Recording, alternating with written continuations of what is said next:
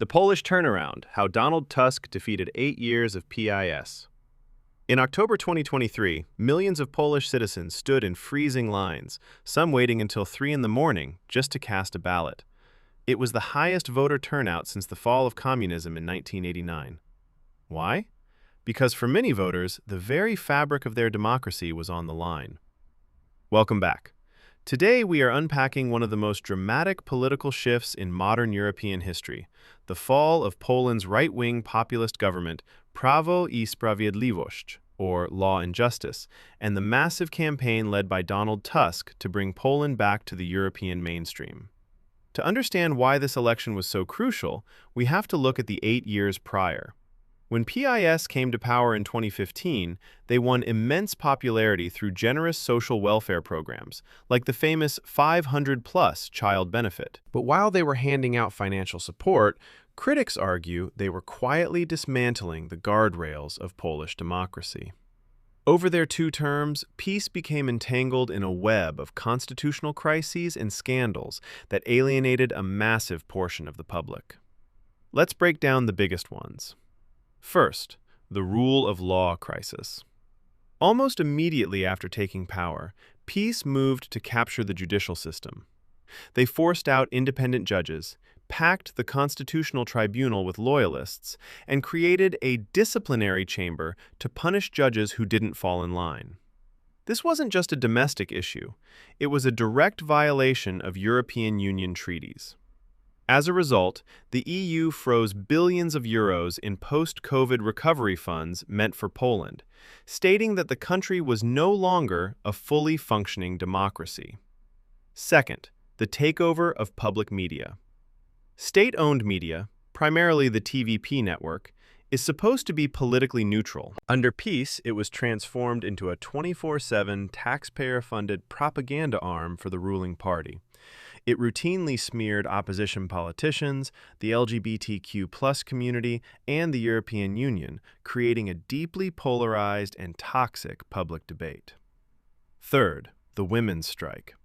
In 2020, the PiS-controlled Constitutional Tribunal ruled to ban almost all abortions, even in cases of severe fetal abnormalities. This sparked the largest protests in Poland since the Solidarity movement in the 1980s. Hundreds of thousands of women and men took to the streets. The government ignored them, alienating an entire generation of young and female voters.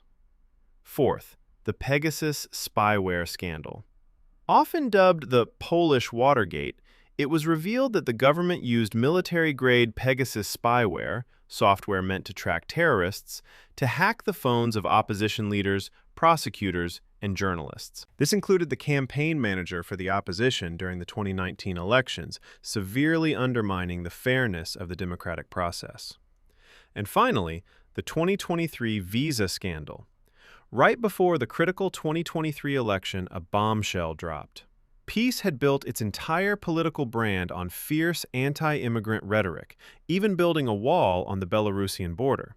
But journalists and investigators uncovered that officials in the Ministry of Foreign Affairs were quietly selling hundreds of thousands of Schengen work visas to migrants in Asia and Africa in exchange for massive bribes. The staggering hypocrisy of running an anti-migrant campaign while running a cash-for-visas scheme shattered their credibility.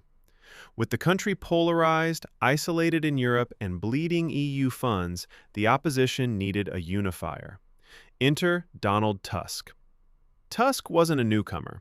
He had already served as Poland's prime minister and had just finished a stint as the president of the European Council in Brussels. He returned to domestic politics with one clear mission: to end the PiS era. Tusk's strategy was a masterclass in coalition building.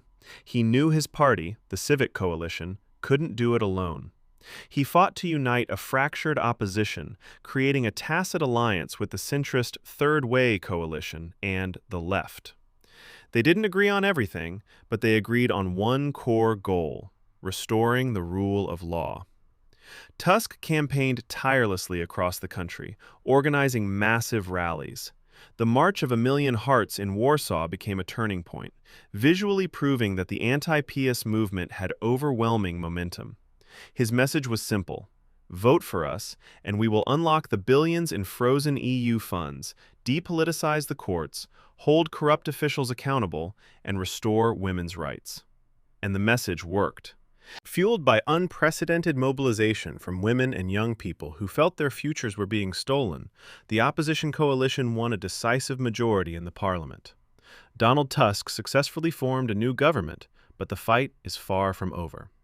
Fixing Poland means untangling 8 years of deeply entrenched partisan loyalties in the courts, the media, and state-owned companies. It's a messy, legally complex process, especially with a PiS-aligned president, Andrzej Duda, holding veto power until 2025. But for the millions who stood in those freezing lines, October 2023 was the day Poland finally pulled itself back from the brink. But what happens after the victory speech, when the cameras leave and the real work begins? Because in Poland, winning an election does not automatically mean you control the state. PiS lost parliament, but they still held key levers of power: the presidency, parts of the courts, the prosecutors, the management of state companies, and the public broadcaster. So Tusk's first months were not a honeymoon. They were a test of whether democracy could be repaired without breaking the law in the process.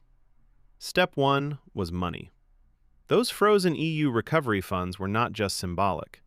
They were billions meant for hospitals, infrastructure, and energy upgrades. The EU's message was clear: no credible rule of law reforms, no cash. So the new government moved fast to prove one thing above all: Poland was back to being a predictable European partner. But then came the biggest obstacle: the courts. PiS had spent years building a system where political appointees could influence judicial outcomes. The problem for Tusk was brutal. If you remove people too aggressively, you risk accusations of political revenge. If you move too slowly, nothing changes, and voters feel betrayed. Every decision became a legal minefield. Then came public media. For years, TVP had acted like the ruling party's campaign headquarters. Tusk's coalition promised to end propaganda. But how do you take back a captured institution without doing the same thing in reverse? The new government replaced management, and PiS immediately called it a coup. Supporters protested. Politicians gave dramatic speeches about censorship. But many Poles watched and thought, this is what it looks like when a state tries to return to normal. And then there was accountability. People wanted consequences for the spyware scandal, for corruption, for the visa affair. But investigations take time. Trials take time. And in a polarized country, every arrest can look like justice to one side and persecution to the other. Tusk had to walk a tightrope, restore trust in institutions while convincing half the country that the goal is fairness, not punishment.